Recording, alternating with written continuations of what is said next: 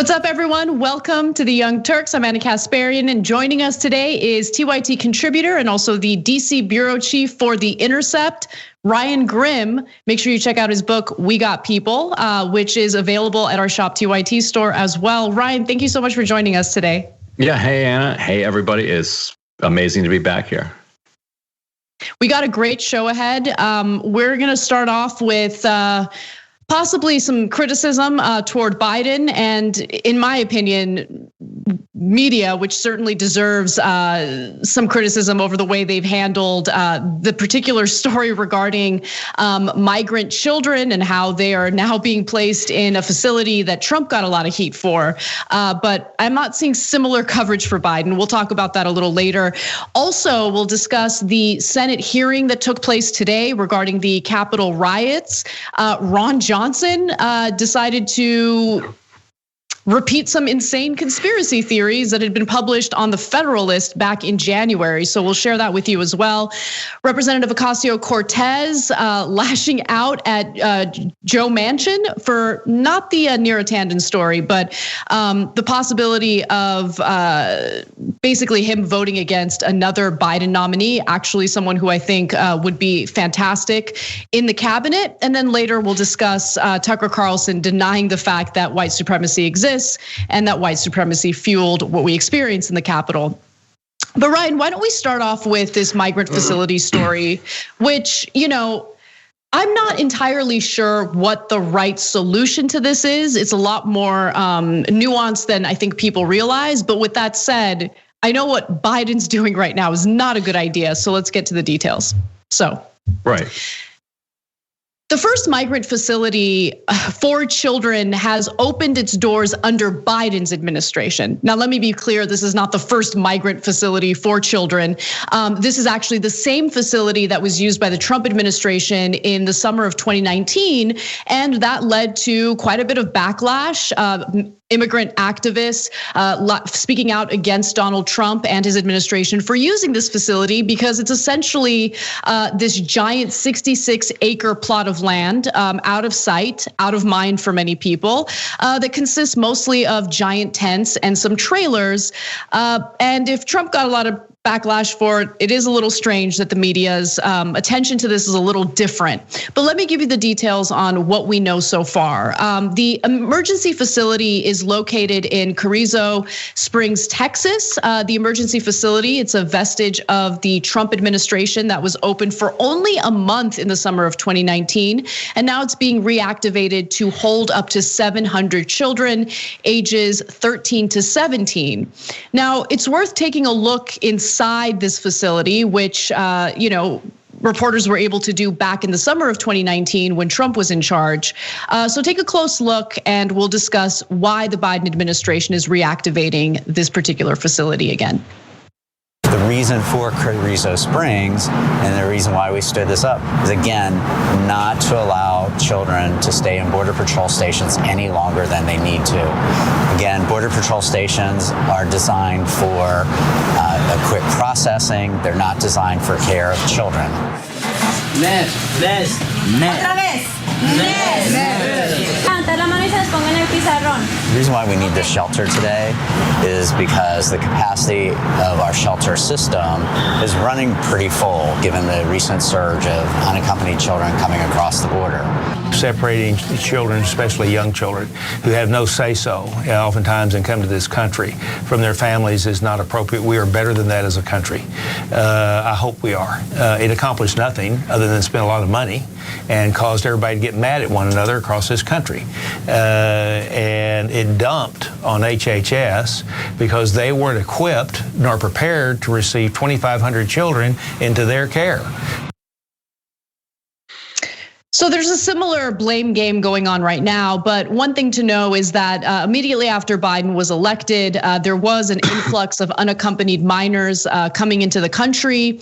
And so the argument here is, well, with this coronavirus pandemic and the distancing guidelines that we're trying to follow, we really have no choice but to reactivate this facility. Government officials say the camp is needed because facilities for migrant children have had to cut capacity by nearly half because of the coronavirus pandemic. At the same time, the number of unaccompanied children crossing the border has been inching up, with January reporting the highest total, more than 5,700 apprehensions for that month in recent years. So Ryan, I mean, as I read the details of this story, I mean, I understand the reasons that the Biden administration might be citing, but at the same time, I mean, is there any way to avoid this? Is there any way to avoid apprehending these kids and putting them in these facilities, which, you watch that video, keep in mind, they tried to make that facility look good in that video. But as you can tell, you got that security guard with all of the surveillance footage behind him. I mean, it's really not this free and open, wonderful place for these kids to be. And it's not a licensed facility either, because it's considered a temporary facility, even though on average, kids spend about 102 days there. Right, and the way to avoid it is a way that it isn't even something that's conceivable in our political conversation. I mean, you'd have to go back and you'd have to say, look, the United States government has spent the last 70 years violently stopping Central American countries from setting up stable social democracies. That any time there was a people-powered movement in any of those countries that moved remotely toward challenging the power of the oligarchs in those countries, the U.S.-backed oligarchs in that country, we would fund death squads. We would massacre the population there. We would prop up right-wing dictatorships, up to the present day. This is not exactly a policy that we've moved away from. The U.S.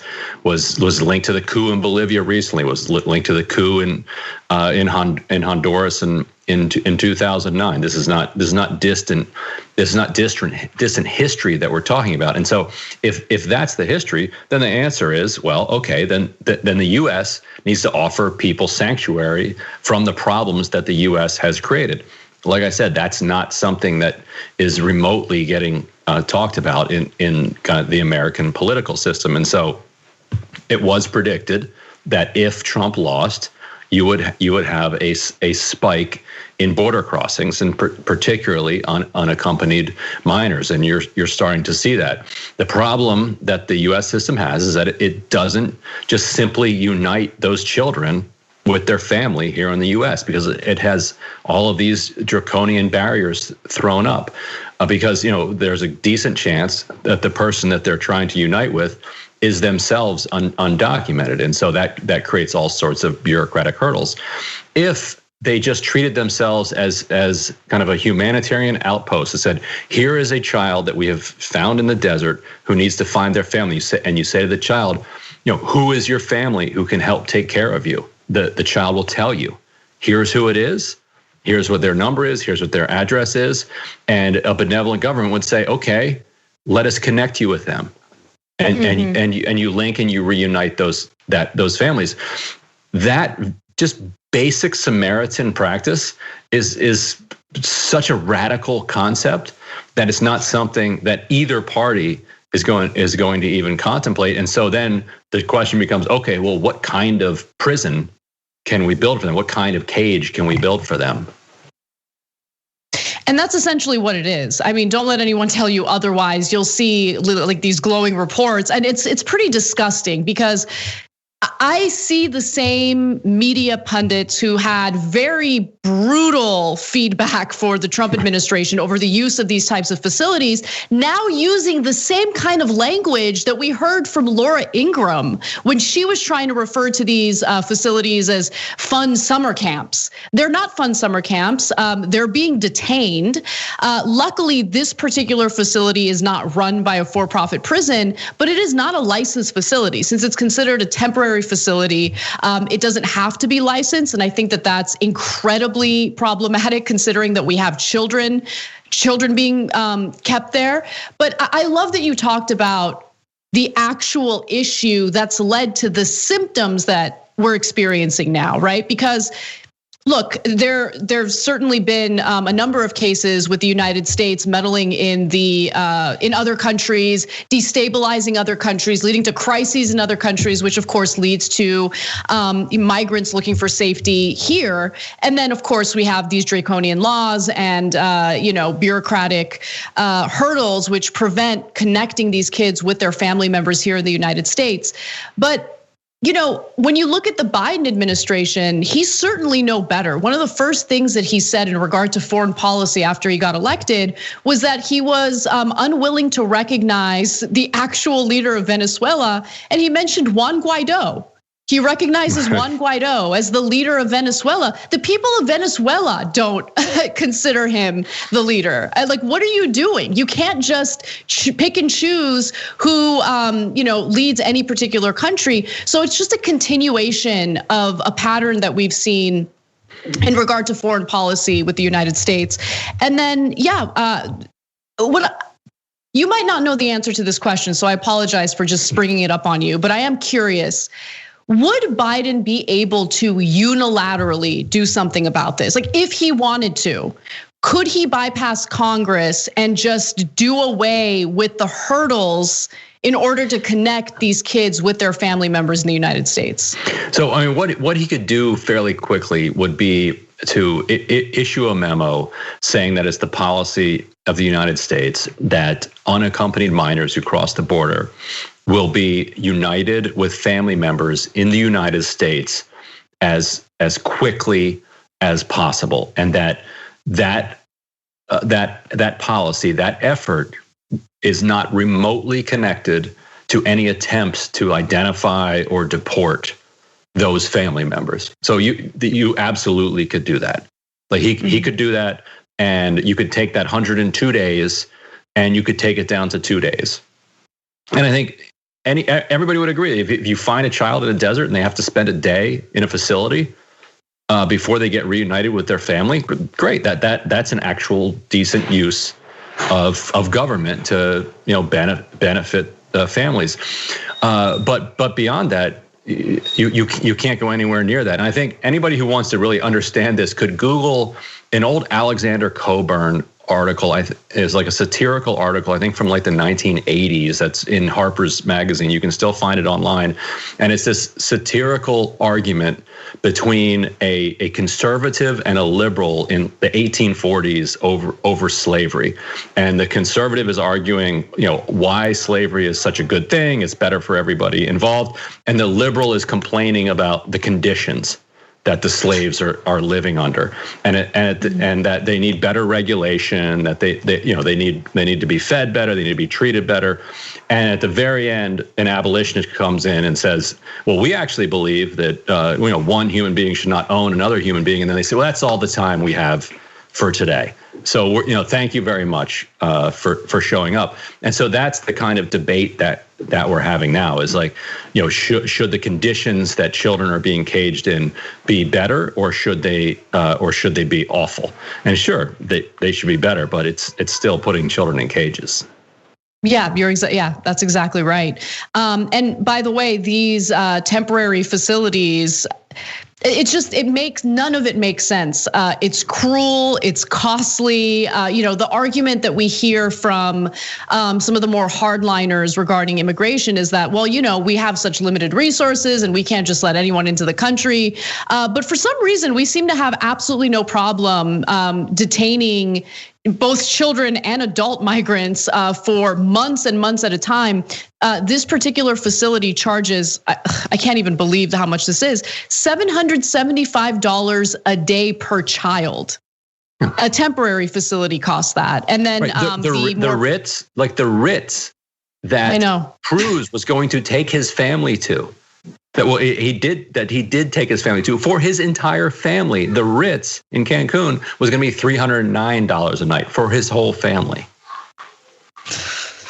I mean, how are you going to pass up that deal, though, Ryan? Maybe we're being a little too hard on Ted Cruz, Right. For twice that much, there was a facility right in his state that he could have gone to, or that could have taken his children to, at least. It's so depressing and so devastating. And look, for me and for anyone who's actually honest in the media, it doesn't matter if it's a Republican or a Democrat who's utilizing these facilities or continuing these pretty awful immigration policies. If Biden is willing to reopen a facility that Trump got a lot of backlash for, well, then Biden deserves the backlash as well. And I don't know why it is that liberals are so afraid to do the right thing when it comes to immigration. Who are they afraid of? Are they afraid of their own constituents coming after them? I mean, what does Biden have to lose by making the decision to connect these people, these children, to their family members in the US as quickly as possible? Like, what is the, what's the loss politically? Do you think there is one? It's an interesting question, and so and part of it is a dated understanding of politics, and goes back to to the 2000s when you saw this kind of anti-immigrant backlash. I think that today's kind of white suburban voter is much more sympathetic to immigration across the board than they were 10, 15 years ago. And so you could get away with that. A lot of working class black voters have legitimately seen wages pushed down. Like you see these studies and they're real, and even if they're not real, there is certainly a perception among a lot of working class black voters that there is, and working class white voters absolutely, but Democrats have kind of given up on them, that there is some sort of competition between immigration and wages, and so that is in the back of the mind of some of these politicians as they're thinking about these issues. And when they're very worried about kind of the images at the border of thousands of people coming across, and that's why Trump was so eager to elevate these different caravans that are coming through Guatemala or Honduras or Mexico to try to scare people. It doesn't work as well as it used to, but it does trigger in people this idea that there's somebody at the gates that's going to uproot that's going to uproot what they have known and loved about their daily life. And so politicians don't like change. And immigration represents change. So it's really complicated for Democrats in that sense. They haven't ever kind of fully leaned into it.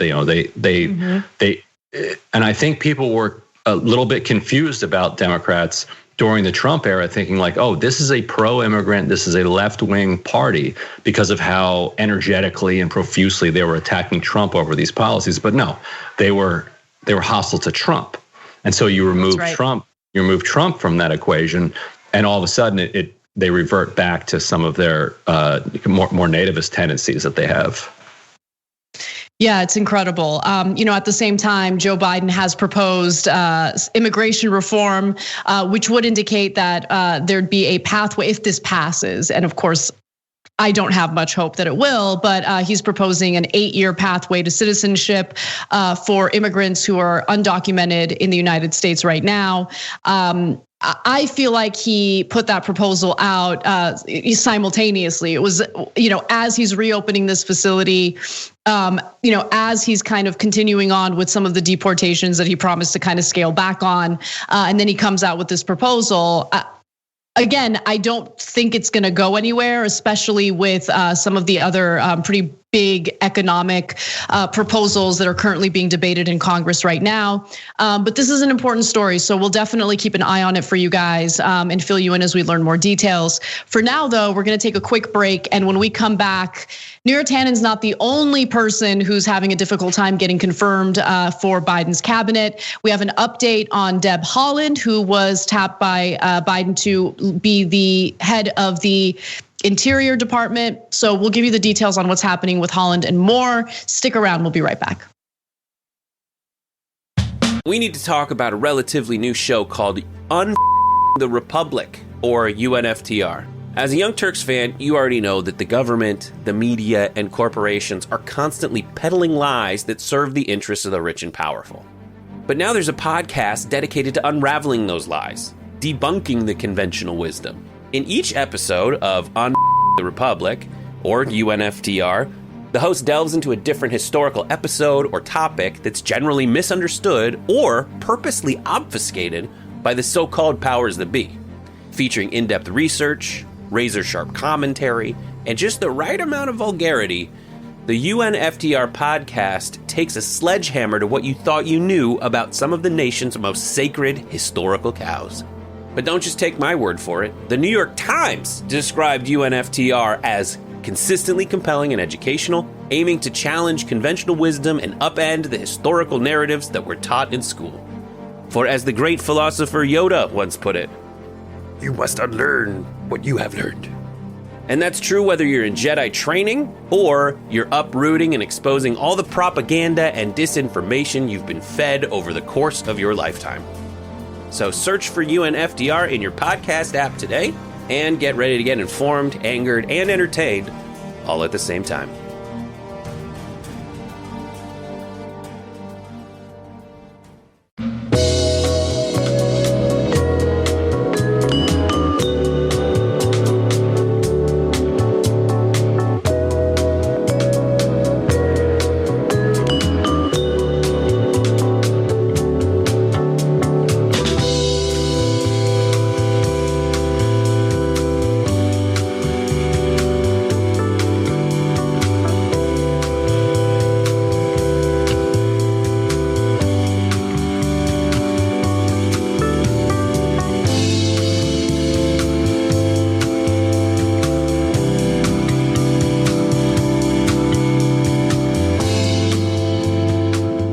Hey guys, welcome to our first social break of the day. As you guys know, we've been doing more and more of these polls, and they're actually pretty fascinating just to learn where you guys fall on some of the issues that we're debating and talking about. So one of the polls that we did recently was, should New York State's Democrats strip Cuomo of his emergency pandemic powers? There wasn't really much debate among you guys. 85.75% of you think that yes, Cuomo should be stripped of his emergency pandemic powers. Only a little more than 14% of you say no, let's just keep things the way that they are. So fascinating stuff. And you guys can always participate in our polls by going to tyt.com/polls. I don't know, Brett, like they need to update the doc because I have the Cuomo poll in front of me right now. So unless the doc's updated, I'm not gonna be able to know what the results of that poll is.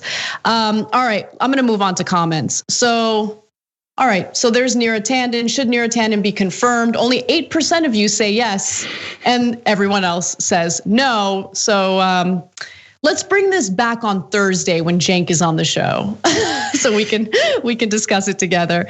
All right, I'm gonna read some of your comments. Effectos writes in and says, I can already hear Jen Psaki's defense of the migrant facility. Quote, but it's historic as it's now being run by a woman.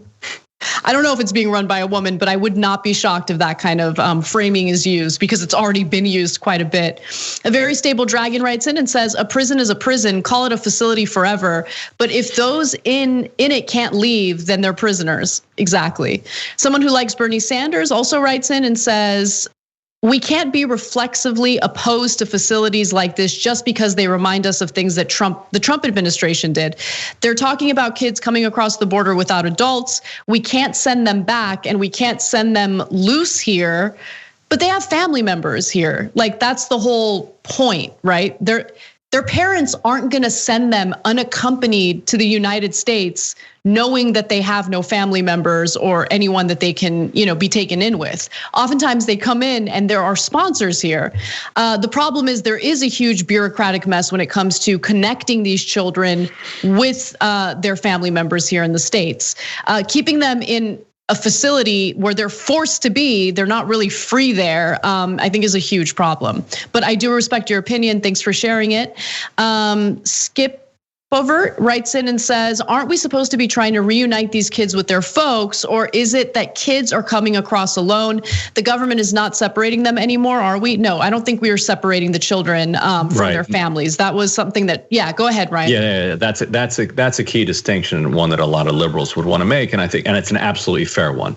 They're not, these are not children that were separated by deliberate policy from their parents. They came across the border. That's why they call them unaccompanied minors. They came across alone. Yep.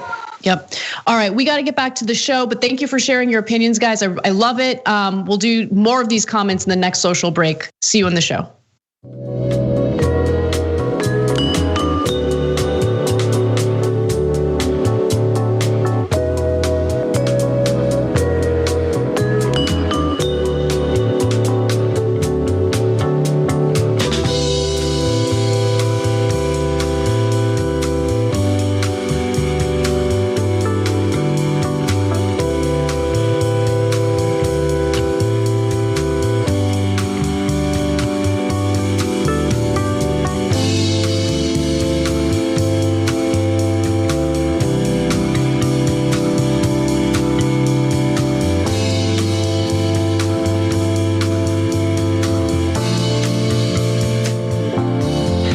Welcome back to TYT. Anna Kasparian and Ryan Grimm with you. Now let's talk about some of the other confirmation hearings regarding Biden's cabinet picks. It's not just Neera Tanden who's dealing with some problems. Unfortunately, someone who I'm actually very much in favor of could be running into some issues as well. So Republicans are truly proving to be a pain in the ass when it comes to confirming Deb Haaland, who was chosen by Joe Biden to lead the Interior Department. She's actually a wonderful pick, especially for this particular post, but they find her views against the use of fossil fuels extreme. They've used that wording. And now there are worries that even Senator Joe Manchin, someone who's been bought off by the fossil fuel companies, could also stand in the way of her confirmation. So Politico reported that Haaland, a member of the Laguna Pueblo, has been a sharp critic of fossil fuel development, a stance that has made her nomination among the more contentious of Biden's picks. And she may also face tough questioning from the Democratic chair of the Energy and Natural Resources Committee, Senator Joe Manchin, who is the most pro-fossil fuel Democrat. Gee, I wonder why. And let me be clear, Politico didn't get into details about this, but Joe Manchin has taken in a lot of money from fossil fuel companies, and that's what this story should be about. And I'll give you the specific details on that in just a minute. But the senators who are kind of giving her a tough time right now include Senator Cynthia Loomis, who is from Wyoming, blasted Haaland's extreme views, while Senators Daines and Barrasso called her radical. And Daines even suggested he would attempt to block her nomination altogether. And they cited her opposition to the Keystone XL and Dakota Access oil pipelines for why they find her to be an extremist. And as for Joe Manchin, here's what we learned through an NBC reporter who tweeted this. Senator Joe Manchin is undecided on Deb Haaland's nomination for Interior Secretary. His spokeswoman, Sam Runyon, tells LA Caldwell DC, I don't know exactly who that is. Manchin and Haaland have met to discuss her nomination via Zoom, but Manchin is said to have remaining questions. And if you're wondering what those remaining questions are, or what could be fueling those remaining questions, it could have to do with this. Let's go to the last three graphics here. Manchin's primary campaign has already begun fundraising and clocked in with roughly $638,000 through the end of September. Much of that cash came from PACs affiliated with oil and natural gas companies, including Valero Energy Corporation, Natural Fuel Gas Company, and DTE Energy, which have long supported Manchin's political career. I'm not done yet, there's more. Since 2010, the American Gas Association's PAC has donated $15,000 to Manchin, according to the FEC. In the same time frame, ExxonMobil's corporate PAC contributed $12,500, and the American Petroleum Institute contributed $10,000. Some of you might be thinking, well, that's not really that much money. But remember, it doesn't take that much money to buy off these politicians. But there are some bigger figures here. For instance, PACs and individuals affiliated with First Energy Corporation are together one of Manchin's biggest contributors and have given the senator $147,950 since 2009. The American Chemistry Council, whose members include companies like Shell and Exxon, spent $200,000 to support Manchin in his 2018 campaign. So Ryan, I feel like no article I've read about this really got into the details about why Manchin would stand in the way of, Holland getting confirmed for this post. But make no mistake about it, it's about the fossil fuel money. There's nothing else really standing in her way of getting confirmed here. But what do you make of this? And do you think that her nomination can be squashed the way that Neera Tanden's has been? I mean, if it was squashed, it would be squashed in a slightly different way. It wouldn't be because of who Neera had become online and references to her persona. It would be much more ideological and purely an assault by the fossil fuel industry on somebody that they perceive as an opponent. But the irony is that Deb Haaland is. Yes, she's like in the mainstream of the kind of Democratic Party at this point when it comes to fossil fuels. Yes, she's against Keystone XL, she's against Dakota Access. So is the Biden administration. This is where the party has moved. People have kind of foisted on her this radical politics that comes from being the first Native American woman elected to Congress, and next to Sharice Davids. She won her primary before Sharice Davids. Sharice Davids, became a New Dem, and so doesn't remotely compete for kind of the online energy.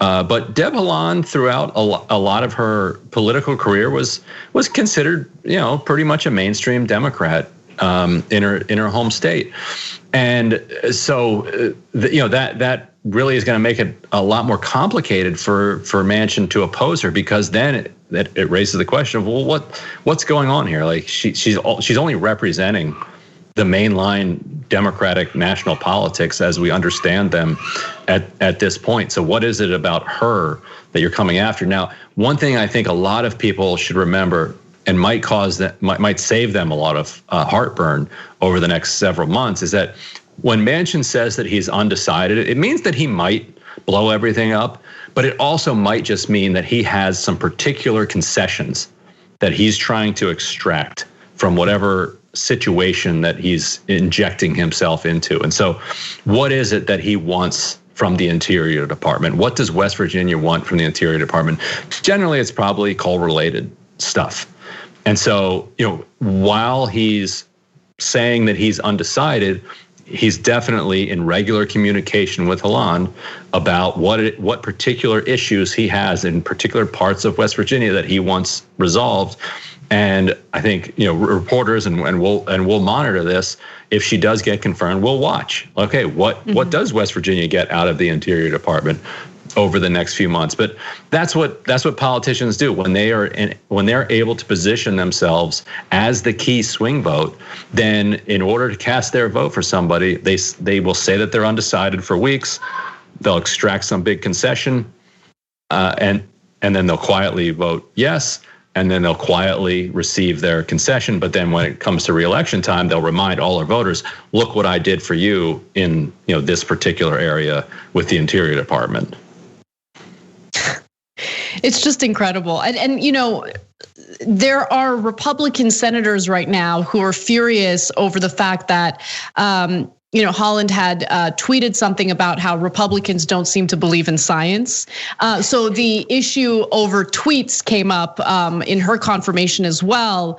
But what always amazes me is how sensitive not just Republican lawmakers. I mean, I think the Neera Tanden tweets story really crystallized it for me and confirmed what I had already suspected, that you have these lawmakers who are in these incredible positions of power, especially when you're talking about the US Senate. And they're not worried about Neera Tanden's conflicts of interest as someone who was the head of the Center for American Progress and took in money from all sorts of clients that we find objectionable. They don't have a problem with that. That's totally fine. But you hurt my feelings. Like Democrats, Republicans, it doesn't even matter.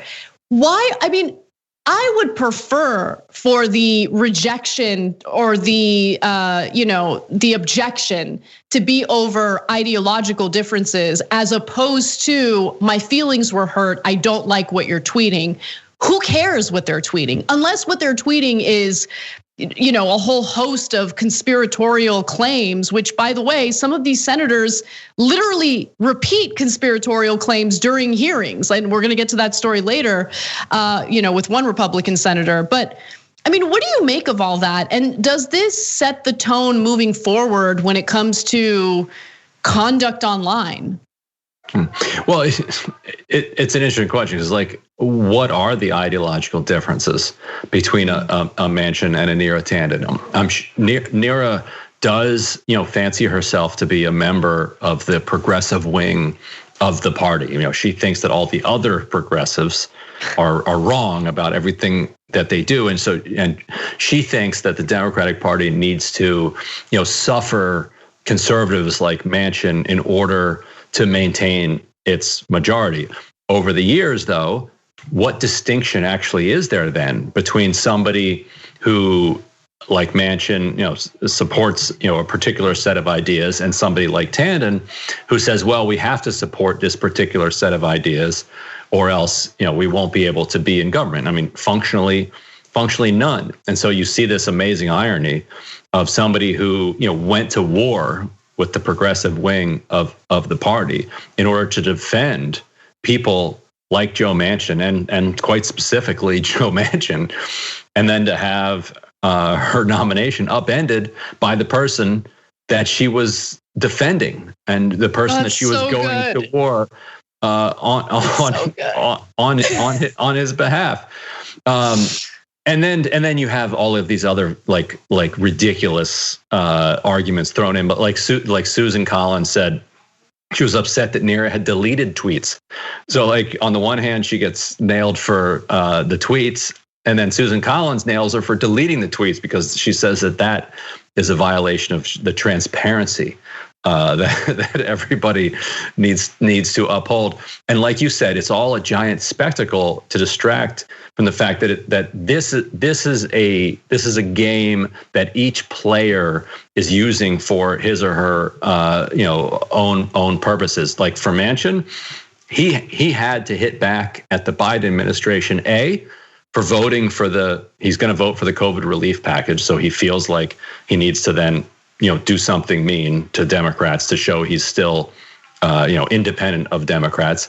And Kamala Harris coming to West Virginia and appearing on the radio station. He could have said, hey, you're welcome to my state, but he didn't. He said, I wasn't told about this. He made a big public fuss about it. And so once he's made a public fuss about it, then he has to hit back, by the rules of this machismo politics that they all play by.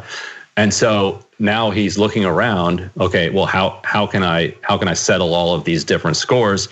And here comes Neera, and Neera presents this perfect opportunity because both Joe Biden and Joe Manchin and everybody in politics, even like in the middle of while they're like sacking the Capitol, are talking about the need for unity and for chanting USA, while they're like smashing the Capitol to pieces. Everybody rhetorically believes in this spiritual notion, and so what they can say is like, look, all of these tweets, they're just so mean, and we can't cotton this. This is not what we stand for, and there we go. This is so perfect. Yeah. It's just so perfect. It really is. I mean, no, I can't stand Joe Manchin for a number of different reasons, but who would have thought that Joe Manchin would kind of be the hero in this very small, not even a small story. I mean, what you just mentioned about the COVID relief bill, I think you're right. I think he's going to end up voting in favor of the COVID relief bill. I think that there's been a sufficient amount of pressure on him to do so, but he really wants to differentiate himself from others in the Democratic Party. And one way to do that while, pushing this branding exercise of like, I do want unity, is to reject Neera Tanden. So if we get a rejection of Neera Tanden and a yes vote on the coronavirus relief bill, great. fantastic political calculation. I'm all in. Finally, Joe Manchin does something right. Right. So. And for the left, it works out as long as Nero's replacement, is in her lane or to her left. And the person that they're talking about, Gene Sperling for Office of Management and Budget, yes, he's like a Clinton wing person over the years, but he has very much drifted in a more progressive direction economically over the years. And so if Gene Sperling winds up as the OMB chief, rather than Bruce Reed, who was the original alternative to Neera Tanden, then it really is a win-win. All right, well, let's cross our fingers. All right, well, let's move on to a late-breaking story today that I absolutely love. So right now, the Senate is having hearings in regard to the riots that took place in the Capitol, and Republican Senator Ron Johnson decided that it was a perfect opportunity to repeat the insane conspiracy theories that had been published on the Federalist in January. So this is an official Senate hearing on a very serious matter. And here you have Ron Johnson pulling up excerpts from a piece that was written by J. Michael Waller on the Federalist website on January 14th. It's full of contradictions, full of conspiracies. And here are some of the conspiracies that were repeated by Johnson during this hearing. Watch.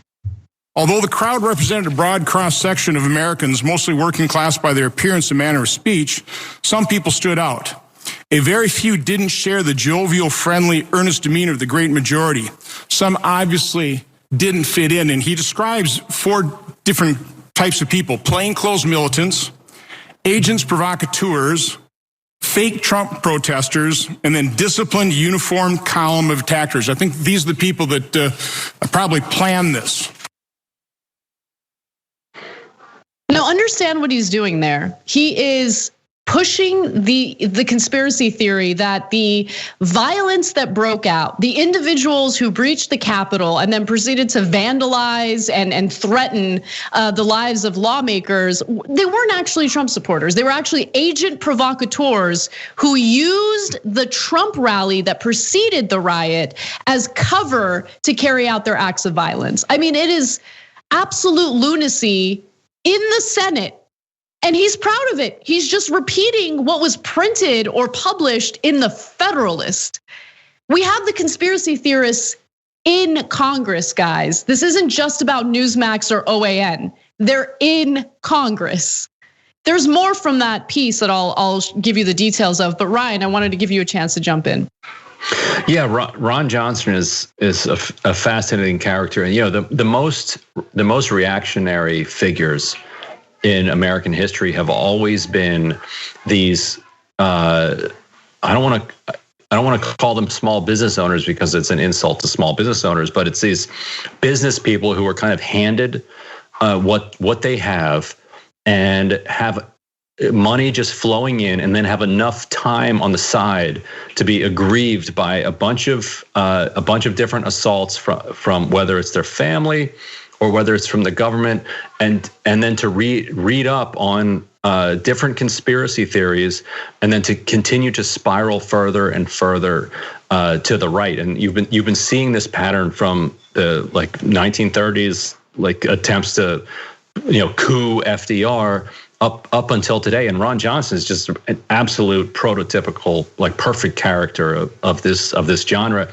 He, in the 1970s, when he got married, his father-in-law is a plastics magnate in Wisconsin, and his father-in-law set up a brand new company and gave it to Ron Johnson and to his son, the two of them to run, and then made his giant plastics company the sole buyer of products from Ron Johnson's company. So from the 1970s until today, Ron Johnson has been running a company that had a guaranteed buyer, like a single payer, so to speak. Wow. He absolutely could not fail. When he ran for Senate, he gave himself a loan of $9 million out of his own checking account.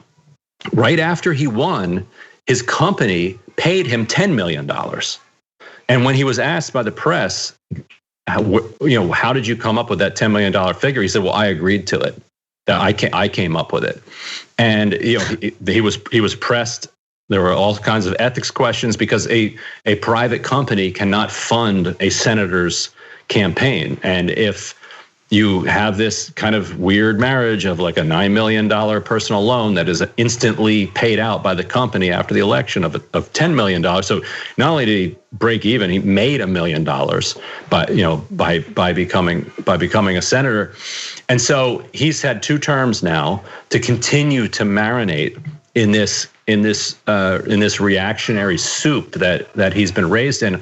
And I don't know what it is about this kind of arrangement that people have, but it creates kind of an insecurity and an anger and a bitterness, because he knows, he's not, because he didn't earn it. He can fool everybody else, but we know, anybody who Googles it knows, you've spent the last 50 years just moving things from here over to your father-in-law and taking money out of the middle and getting rich. And so you're selling a piece of your soul every time you do that, and so people fill their souls then sometimes with this bile, with these ideas, these bizarre uber libertarian ideas, and so it's no surprise that the most extreme Randian nut job in the Senate is a guy who's just been living off the welfare of his father-in-law for the last 40. At TYT, we frequently talk about all the ways that big tech companies are taking control of our online lives, constantly monitoring us and storing and selling our data. But that doesn't mean we have to let them. It's possible to stay anonymous online and hide your data from the prying eyes of big tech. And one of the best ways is with ExpressVPN. ExpressVPN hides your IP address, making your activity more difficult to trace and sell to advertisers. ExpressVPN also encrypts 100% of your network data to protect you from eavesdroppers and cyber criminals.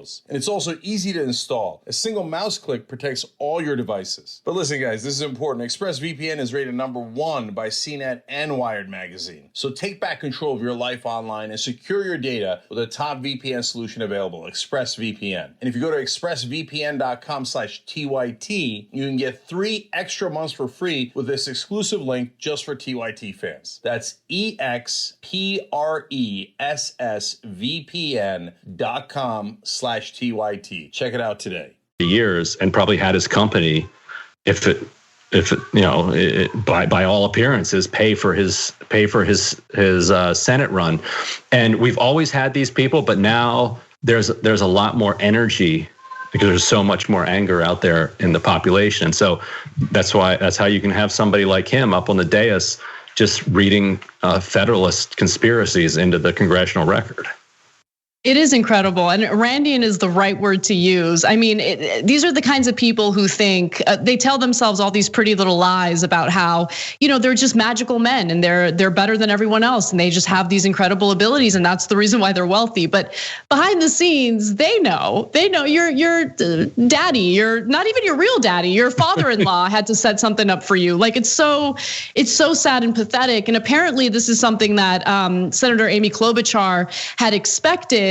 Because she said this: I knew Ron Johnson was going to be a problem. I'm not one bit surprised that he has again engaged in conspiracy theory. That's what he does. And by the way, that very same piece that he read excerpts from, I mean, it argues that the situation in the Capitol became violent because the Capitol Police overreacted to the crowd. The Capitol Police that was outmanned, the Capitol Police, which one of them was killed that day by these rioters. But no, it was the Capitol Police that overreacted, and that's what led to all the violence that broke out. I mean, there's a reason why there's a sizable portion of Republican voters who are under the impression that the Capitol rioters were not actually Trump supporters. They were Antifa, which is weird because you would think that, Antifa rioters wouldn't be wearing garb that Trump sells for his campaign, or the Camp Auschwitz hoodie, which there's something about that hoodie that is seared in my memory and I can never forget about it, because this man, and we'll talk about him a little later, just felt comfortable enough to celebrate Auschwitz on his hoodie. But no, I'm sure that guy there is part of BLM. I'm sure that he's not a Trump supporter. I'm sure that he's not some right winger who showed up to the Capitol in an attempt to overthrow the government because he didn't like the outcome of the election. I mean, these people, hundreds of them are now facing federal charges. And by the way, in almost every defense that I've read so far, they're blaming Donald Trump for inciting what occurred that day. We did it because Trump told us to. Right. Okay. And and all of this is a function of the paranoia that's just so rampant on the right wing today. My best friend growing up was there that day as one of the people. He didn't go into the Capitol, but that night he was texting me saying that there was a whole bunch of Antifa and a bunch of provocateurs in the crowd. This was something that day the people who were storming the Capitol or surrounding the Capitol were telling each other, and it's because it's kind of baked in to these Facebook and also sub Facebook chats that they're all engaged in and sharing information in that they're just so ready to believe things that can't possibly be true, because who was it that organized that? As soon as you start to interrogate it, it falls apart. Who was it that organized the January 6th rally? It wasn't Antifa. Yeah, it was that Ali Alexander guy who's a huge Trump supporter and has been given multiple interviews about it. I mean, the evidence is there, but we live in this political climate where people will tell themselves any and all lies necessary to believe what they want to believe, to just reinforce their preconceived notions and make themselves out to be the good guys. And when you live in this post-truth world, how do you ever move toward unity? I mean, it's a really frustrating situation. And unfortunately, they have US senators like Ron Johnson empowering their lunacy. We got to take a break. But when we come back, we're not done with this story quite yet, because Tucker Carlson is also empowering their lunacy. We'll give you some of his claims and debunk them when we return.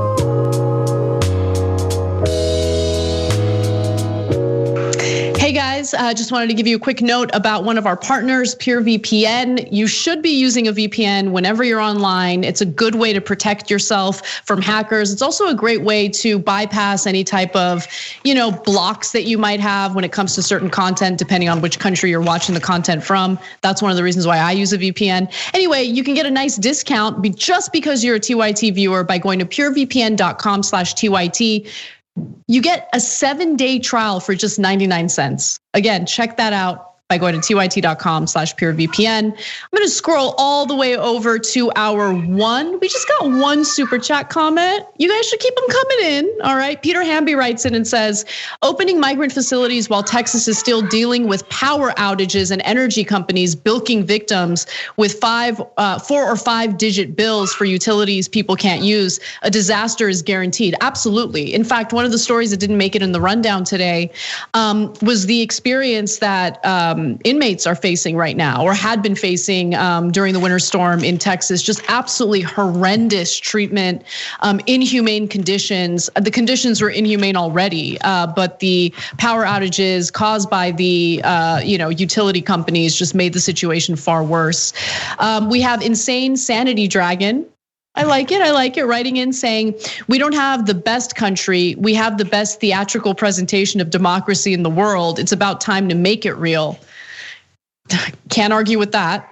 Also, thank you to our new YouTube members, Fernando Cholometes, Leon, Jay Jossie or Gossie, Jay Gossie, okay, and Brenda Dudley. Thank you so much for being members. We really, really appreciate your support. And if you're watching us on YouTube, membership is an option for you as well. It's an easy way to help support our content, and you also get exclusive content for being a member as well.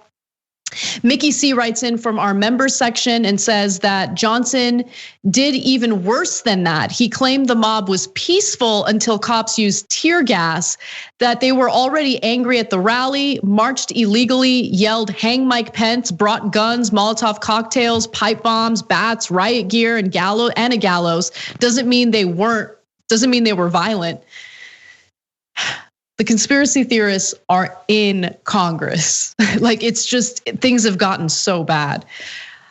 Oh my gosh. All right. Well, let me read from our Twitch section as well. M. Beezy, 3 months, tier 1. Thank you. Sarah Grace, 6 months prime. Laws My Mind, 2 months prime. Thanks for keeping it real, always. Squirrel 1964, 2 months, tier 1. Sora Say Shin, 4 months prime, with the comment, thanks for always bringing a sane perspective. Thank you. That makes me feel good. Sometimes I feel insane with all the stories we cover, but I appreciate your support. For now, though, we got to get back to the show. I'll see you guys there.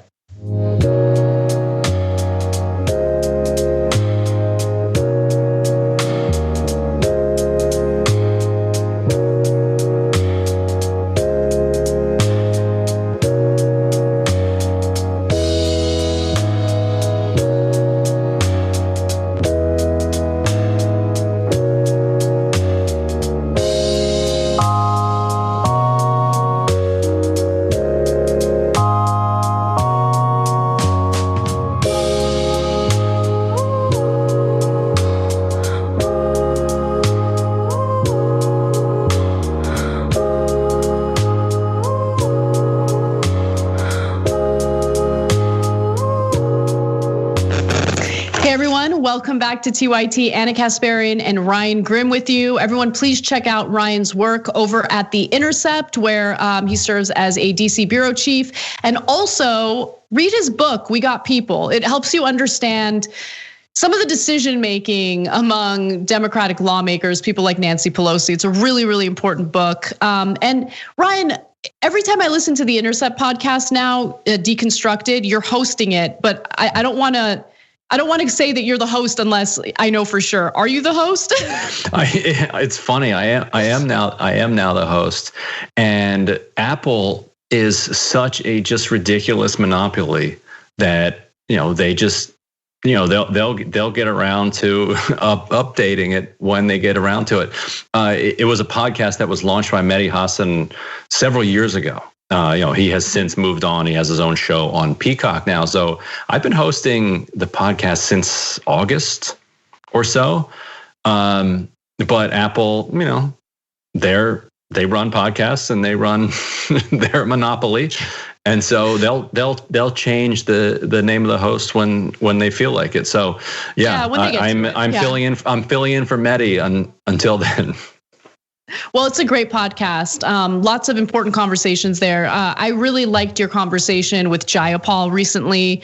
I think a lot of people don't know about how Congress works. There are all sorts of weird rules, and I think the process is important to understand. And that conversation was a great one. So everyone check that out as well.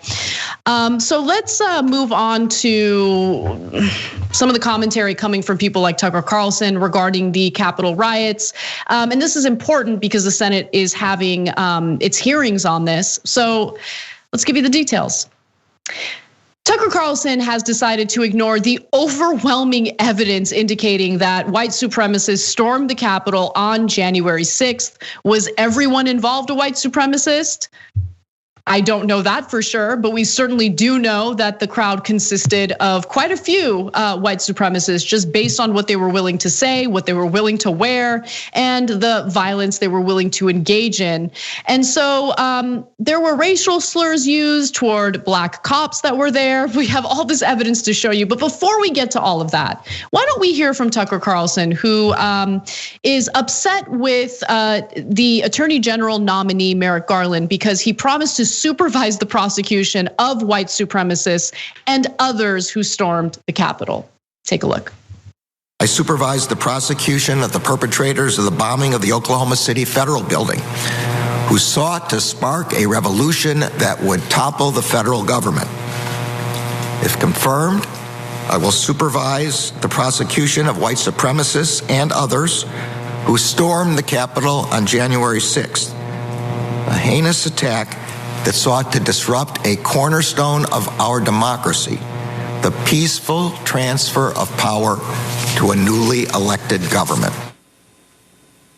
That was Merrick Garland today at his confirmation hearings to be Joe Biden's next attorney general. Merrick Garland has a lot of reasonable friends who say he is a smart and moderate person, but that was not a moderate statement. It was dishonest, completely dishonest. Dishonest enough you should be worried about it. There's no evidence that white supremacists were responsible for what happened on January 6th. That's a lie.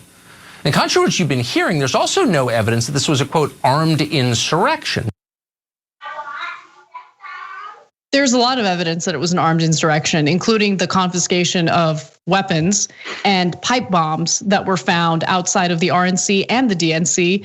There's other evidence, though. But before I get to that, Ryan, I mean, is it even worth debunking his claims? I mean, it's beyond frustrating, and I don't know what to do anymore. I mean, he's going to keep repeating these lies over and over again. Does it even make sense to debunk them? It was kind of a dishonest reading of what Garland said. He said, and you know, if Garland had said the storming of the Capitol by white supremacists, then you could have a conversation of whether or not calling everyone who stormed the Capitol a white supremacist is overly broad and is misunderstanding the nature of the conflict that happened on January 6th. That's not what Garland said. Tucker played what Garland said. Garland said white supremacists and others.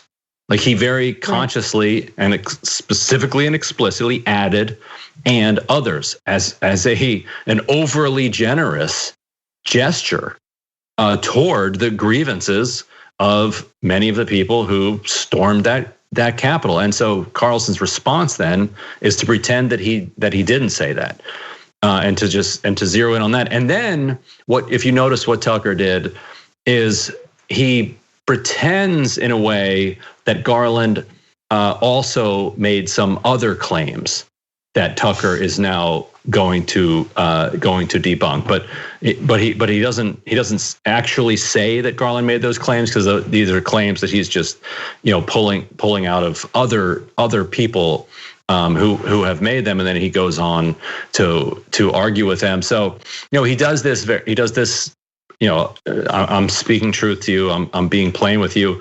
But even with what he presents to the viewers, somebody who was discerning would be like, wait a minute, well, that's not what Garland said. Garland said white supremacists and others stormed the Capitol. And like you said, there's plenty of evidence that, I think about this as an editor, very, very specifically, can you prove the precise words that were said? White supremacists, were there plural white supremacists? Yes, we know that there were. From the statements of the people who stormed the Capitol, we can say with certainty that at least plural white supremacists stormed the Capitol and others. Many people could reasonably go quite a long distance beyond that, but that's not even what Garland did. I mean, and I apologize to anyone who's disturbed by this image, because it's disturbing to me. It's one of the reasons why I think about it all the time. But the image of the guy wearing the Auschwitz hoodie, Camp Auschwitz, and I think it says under that, work will set you free. Work will set you free. Sorry, my vision is not great, and I don't wear my glasses when I should be. But yeah, exactly. It's just absolutely disgusting. Right, that's the phrase that is over the entrance to Auschwitz. Work will set you free. Right, it's this famous saying of theirs. So there's one. For there's one, for the statement to be true, you need to find one more, and it's not going to be hard, and that's before you get into any of the other arguments that people would make about the Proud Boys and everything that the Proud Boys stand for, et cetera, et cetera. So it's like Tucker Carlson, I guess, doesn't have enough to cling on to. I mean, he knows. He has an interest in denying what's easy to prove. And I'm going to go to one more video here because this is Officer Harry Dunn, who's with the Capitol Police. He's a 13-year veteran with the Capitol Police, and he was there that day as the riots were taking place, and he shared his experience with ABC News. Just take a listen to what he had to say about what he experienced. This is when Officer Dunn encountered a couple in the crowd who began hurling the most vile of racial slurs at him, a black officer. And his girlfriend, she had on a pink MAGA shirt. He said, hey, this voted for Joe Biden, guys. Hey, everybody, this voted for Joe Biden. They said, you. So the crowd joined in. Everybody joined in with him. Real talk. When it registered to you what had been said to you, you're a law enforcement officer. You're in the Capitol defending the Capitol. And somehow race seeped into that too. Everybody wants to say that it was about politics and everything, but it was a large number of people in that crowd that were racist. And during the Senate hearings that are taking place in regard to the riots in the Capitol, Amy Klobuchar asked Capitol officials if white supremacists were present during the riots, and 100% yes was the answer. So again, there's overwhelming evidence. Tucker Carlson is, first of all, a white supremacist himself, based on the statements that he's made on his own show in the past regarding immigrants, regarding people of color, regarding Black Lives Matter. I mean, he's just the most horrendous statements. But he's also pandering to an audience that he has, has really brought on to himself as someone who pushes these disgusting white supremacist ideas. He serves as an apologist for some of the violence that we've seen around the country perpetrated by white supremacists, including the violence that was that took place in the Capitol. And it's not a news network. What he does is not news. What he does isn't even analytical, political commentary. What he does is he panders to the worst elements of our country, the worst elements of society, and he continues to justify the types of violent actions that we see across the country toward people of color. And it's just disgusting and deplorable. We got to take a break. Sorry, did you want to say one more thing, Ryan, before we go? No, that's all right. That's all right. It would be too long. All right. All right, well, let's take a break. When we come back for the second hour of the show today, we'll discuss a little bit about how the 3 Supreme Court justices that Trump was able to successfully confirm, they dealt him 2 massive blows recently. I can't wait to give you the details of that story and more when we return. Thanks for listening to the full episode of The Young Turks. Support our work, listen ad-free, access members-only bonus content, and more by subscribing to Apple Podcasts at apple.co/TYT. I'm your host, Cenk Uygur, and I'll see you soon.